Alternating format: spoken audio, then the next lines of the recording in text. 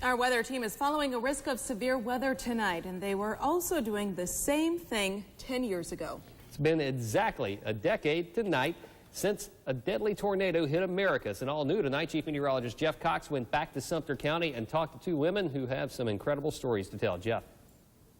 March 1st, 2007. It was a Thursday, just another day in Americas, with one exception. The day of, I was aware that there had been bad weather, of course, over in Alabama, and had already heard about its impact in Enterprise, Alabama. Emergency room nurse Andrea Wilson is talking about that monster twister that destroyed the high school in Enterprise, Alabama, just after 1 local time. The 170-mile-per-hour winds left 8 students dead, 50 others injured. We were aware that that storm system was headed our way. The forecast that day was simple. Expect storms. Not a matter of if, but when. Meanwhile, on the labor and delivery floor of Sumter Regional Hospital, new mom Yolanda Coley was taking care of her baby Taylor.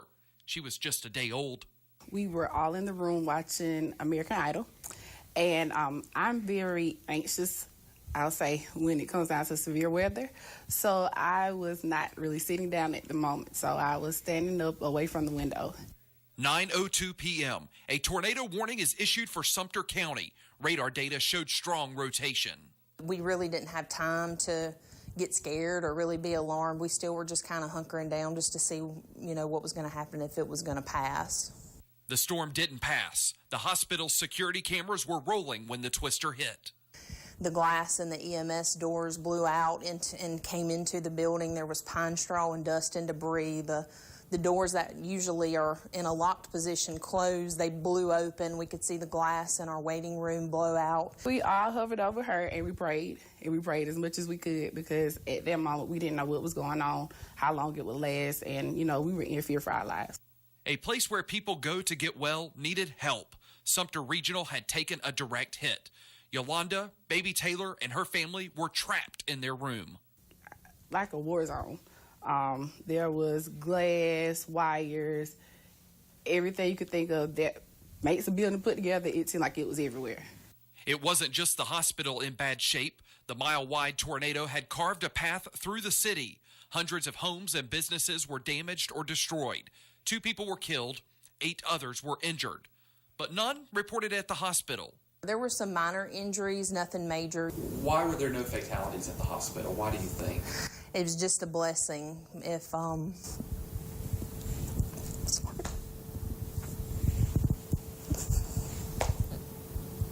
10 years later, the emotion is still there.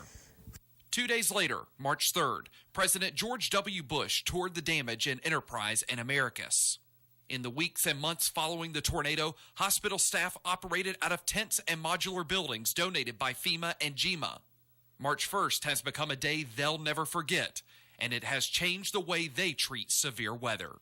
It's not just something that you hear about in the news of, in Oklahoma or someplace that gets bad weather more frequently than us. It's really become more real to us now. To know that I was inside that building and just to see how badly it was damaged, it was eye-opening, a jaw-dropping kind of scene.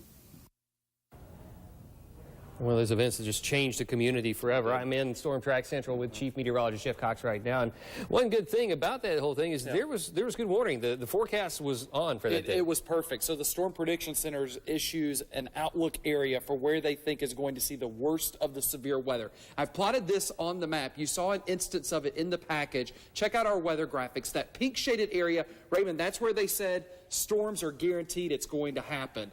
Then I plotted all of the reports of tornadoes that day.